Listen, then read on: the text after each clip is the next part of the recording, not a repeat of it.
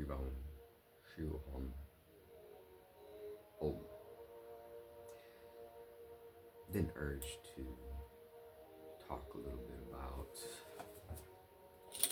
the sacrament of the yogis and the importance of the sacrament to yogis. So, and more from an experiential standpoint rather than informational standpoint. I'll include in the description below a link to access that type of information, but more like what it means to a yogi such as myself. I was introduced to the sacrament and other sacraments by Haight Ashbury hippie who spent several years in India, and he was living in a hut deep in the rainforest in the Caribbean, where I was living at the time. So, yeah, that's where I got my first impressions, let's say, of the sacrament. And off and on since then, talking about the late 90s, it's been an on and off affair. But because the laws of the empire have changed due to the great sacrifice and efforts that many devotees of this sacrament have dedicated their lives to, and I honor them and their sacrifices and hardships. Thanks to all that, lifetimes of work, it's gotten to a point where somebody such as myself can access the sacrament without concern for their reputation and career. So I can, to an extent, come out of the yogi closet and talk a little bit about my experiences as far as the sacrament is concerned. I can tell you that the sacrament has different layers and levels, and it's very much equated with the sacred temple structure that you would see in ancient traditions such as the Greeks and the Romans and so on, as well as the Indians. So most of the mysteries remain within the temple complex, so to speak, and most people will not gain access to that information. They have to be able to get past the Tyler of the temple and his baton by answering the right questions in the right kind of way. This is the way it's always been, and it hasn't changed. And out of all the sacraments, this one in particular is the most mild and loving, very feminine, very Shakti. So you could say that the sacrament is the Shakti of Shiva. I think that's fair to say because we're talking mainly about the feminine aspect of the sacrament. So it's fair to say that she leads you to Shiva if you get past the light show and the sensations that the sacrament provides. If you're able to get past that and ask the right questions, then you're able to access the information that is within the temple complex and gain information you wouldn't gain otherwise. But you have to get past the Tyler, basically. Obviously, there's 3 levels. You got the outer level. You get past the Tyler. Then you enter the temple complex. That's the middle level. So you have access to information, but it's not direct.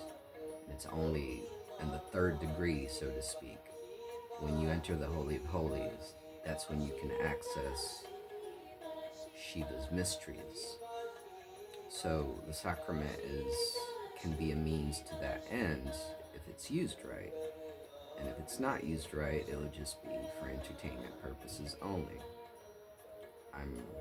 Obviously, there's a medicinal component to the sacrament, and that's one of the ways that those that have sacrificed have used in order to be able to change the laws of the empire so that it can be accessed like people such as myself who never really wanted it for entertainment purposes, but wanted it to be able to access information. So it is a very serious sacrament, even though you can feel very lighthearted and entertained and pleased with the sacrament and all that. That's part of the charm of the sacrament. Again, it's a very feminine, very seductive aspect to it. So, and there's wonderful components to the sacrament that yogis value very much, such as the lessening of animal urges, for example, and the ability for the yogi to be able to leave the box, so to speak, and explore other avenues of accessing information. Out of all the sacraments that I know, the sacrament is the most gentle, the lowest hanging fruit, the one that will go out of her way to reach you. And that is why out of all the sacraments, she has always been my favorite.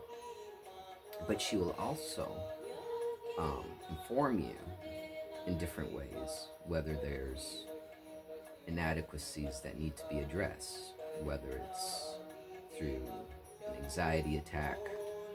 That right there tells you you have animal urges that need to be overcome, because the way I look at the path of yoga is for us as yogis to become fully human, we have to be able to transcend as well as include the animal, right? And the component of being an animal, the main component, is a fight or flight response. So if we do get an anxiety attack, that may be an indication that there's things that we need to address in the animal realm, so to speak, of this bahana, this vehicle that we use. Also, if there's anything inside of our subconscious mind that needs to be addressed, that's going to come out. So she's a bit of a psychoanalyst as well. Now again, she will address you according to your own capacity. She's not going to come at you like this, right? For the most part, most people will just enjoy her presence, and that'll be the extent of it. She's a great hostess. She lays it all out before you, the banquet and all that. And you love the colors, you love the smells, you enjoy the moment, and then you're gone, right? But for a yogi, that relationship goes much deeper, and it never ends, no matter how long the yogi is without her physically.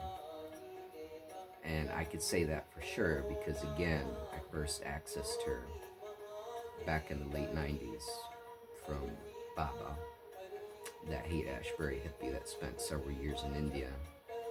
And she never left me, even when there would go many, many years focusing on different areas of my life where I didn't access her at all. She was always there in the background, whispering in my ear. And now, after generations of hard work, where the empire is changing its position on the sacrament, now She is out and about, doing her thing the way she always does. But again, most of that is going to be in the realm of entertainment and pleasure. If you do not get past the Tyler and enter the temple, because she does have different layers of informational access. And again, she's the gentlest of them, but it doesn't make her any less than any of the other sacraments that might bedazzle you with geometries and boom and all the rest of it and the light show and all that.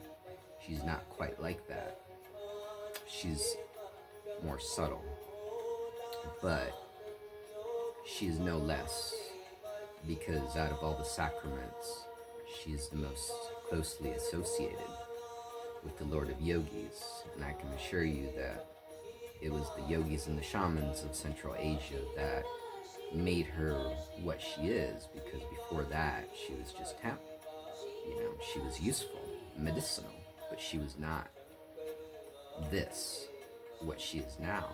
That had everything to do with the shamans and the yogis of Central Asia, and this is why the sacrament is the sacrament of the Lord of Yogis.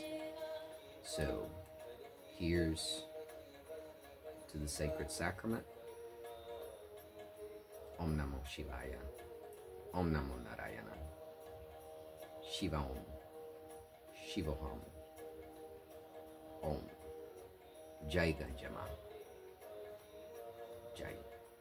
Bom Shiva.